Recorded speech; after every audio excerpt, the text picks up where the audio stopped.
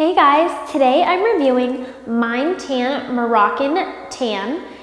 This is a 1-hour express tan, and I'll be giving you my final rating of this self tanner at the end of this review, so make sure to stay tuned.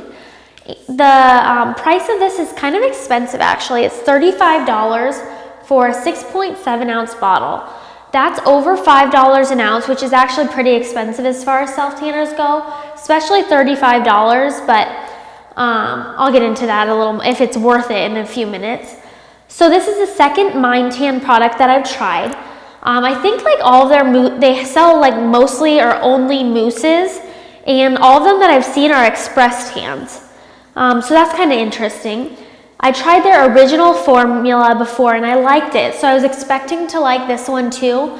However, this one just wasn't as good of a fit for me, and I'll let you know why. This one is a mousse as well, and the texture is nice. It comes with a really dark guide as well. There's no missing the guide when it goes on your skin, so you can definitely see it, and it helps you see where you can apply it. The smell of this one isn't good. I liked the smell of their original formula, so I was expecting this to be similar or to smell good as well. I didn't care for this one. It kind of smells like a light citrus mixed with DHA. And the smell becomes worse as your tan develops. So I left this tanner on for 2 hours before washing it off, and the whole 2 hours I thought I stunk and I didn't like the smell of my tan at all. By the end, I couldn't wait to shower it off, and I definitely smelled some DHA. Applying this one is actually pretty messy. So the dark guide kind of gets all over the place. Even if you use a tanning mitt, I had some trouble. It was just pretty messy, got on my like washcloths and stuff.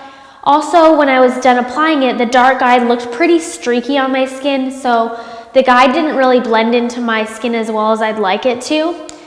The drying time, so this one, like I said, it's an express tan. You can leave it on anywhere from 1 to 3 hours. 1 hour for a light tan, 2 hours for a medium tan, and 3 hours for a dark tan. I left it on 2 hours just to see how middle of the road my tan would get. So after about an hour of having it on, my tan finally kind of dried, but for that full hour, it was sticky and it didn't dry, so it took forever to dry like a lot of mousses do. The good news is you don't need to sleep with this on overnight.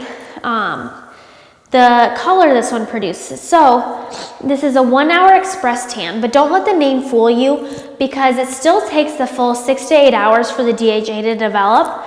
You just need to keep this on 1 to 3 hours, shower it off, then go to bed, and in the morning you should have your tan.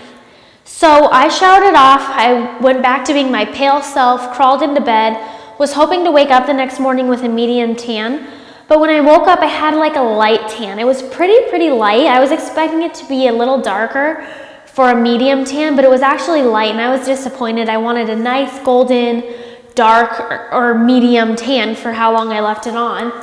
But this one just let me down. Also, the tan didn't look very natural on my skin tone.